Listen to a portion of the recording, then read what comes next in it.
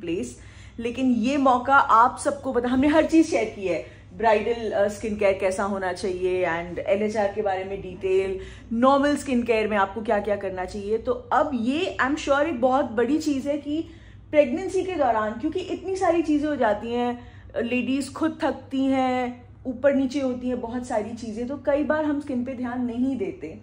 सो आप प्लीज जल्दी से क्विकली बताइए कि घर पे रह के क्या किया जा सकता है, यहाँ पे आके क्या ट्रीटमेंट्स की जा सकती हैं एंड क्या ट्रीटमेंट्स अवॉइड करनी चाहिए, क्योंकि ये एक बहुत इंपॉर्टेंट चीज है। तो उस कंफ्यूजन में वो कुछ भी नहीं लगाते हैं। हाँ एग्जैक्टली। सो स्किन इग्नोर हो जाती है। End of course you know pregnancy एक ऐसी स्टेट है जहाँ पे एक कंडीशन है ऐसे बॉडी की, जहाँ एक्चुअली बॉडी को एक्स्ट्रा नरिशमेंट भी मिलता है बिकॉज ब्लड सप्लाई बढ़ती है। तो आपने शायद नोटिस भी किया होगा, बाल, आपके भी बाल एक्चुअली दीपिका लंबे हुए हैं है ना, नेल्स जल्दी बढ़ते हैं, बाल जल्दी ग्रो करते हैं। ऑफ कोर्स हार्मोन्स के बढ़ने की वजह से, जैसे हम वो प्रेगनेंसी ग्लो बोलते हैं, वो होता है। अगर आप वेट थोड़ा पुट डाउन करते हैं तो उससे भी स्किन यू नो ज्यादा स्ट्रेच और ग्लोई होती है। लेकिन अगर आप प्रेगनेंसी के बिगनिंग में अपनी स्किन केयर स्टार्ट करें तो कुछ बेसिक प्रिकॉशंस आपको लेनी चाहिए। सबसे पहले आपको एक माइल्ड क्लेंजर यूज करना है। सोप अवॉइड कीजिए इस वक्त। Mild cleanser you can use at least 2 times a day to cleanse your face. उसके बाद टोनर डिपेंड करता है, कभी कभी अगर आपकी बहुत एक्ने प्रोन स्किन है, ऑयली स्किन है, तो आप टोनर यूज कर सकते हो। लेकिन अगर आपकी ड्राई स्किन है और अगर आपको थायराइड भी है तो आप टोनर अवॉइड कीजिए। सो जो वो CTM है वो जनरली हर किसी के लिए अप्लाई नहीं होता है। तो आई वुड से कि आप पहले क्लेंस करें स्किन को, उसके बाद एक सीरम।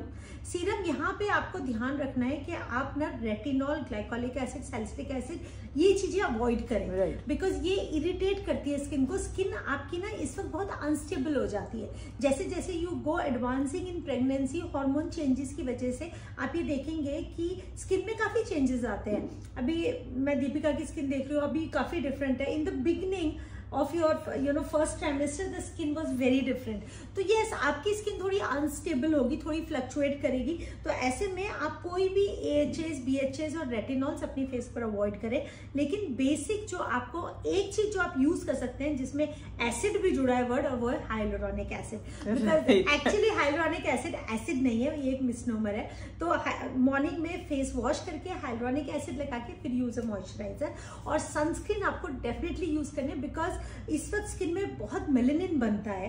तो आप देखेंगे कि निपल्स या स्टमक एरिया बहुत डार्क भी हो जाते हैं। बिकॉज ये ऐसा नहीं है कि पिगमेंटेशन बढ़ रहा है, आपकी बॉडी में ना इन एरियाज में एक्सेस मेलेनिन बनता है। हमारे यहाँ पे नेवल से नीचे प्यूबिक एरिया तक एक व्हाइट लाइन होती है जिसे हम नॉर्मली मेडिकली लीनिया एल्बा बोलते हैं, वो लाइट रहती है। लेकिन ड्यूरिंग सेकंड ट्राइमेस्टर वो डार्क हो जाती है और उसे लीनियर नाइग्रा बोलते हैं। हाँ, अगर आपके फेस पे कोई मोल्स या फ्रेकल्स हैं जो थोड़े सोए हुए पड़े हुए वो भी डार्क हो जाते हैं during pregnancy. So basically susceptibility ज्यादा बढ़ जाती है बिकॉज उन एरियाज में मेलेनिन प्रोड्यूस ज्यादा होता है। तो इसलिए सन प्रोटेक्शन इंपॉर्टेंट है।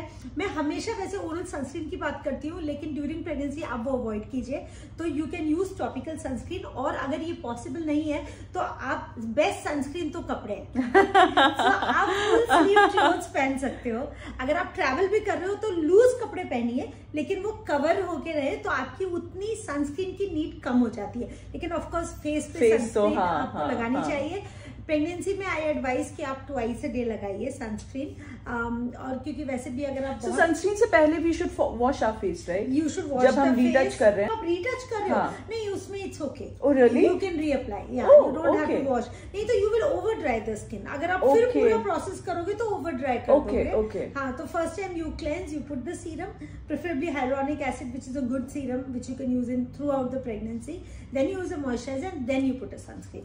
And हाँ, अगर आप मेकअप भी लगा रहे हो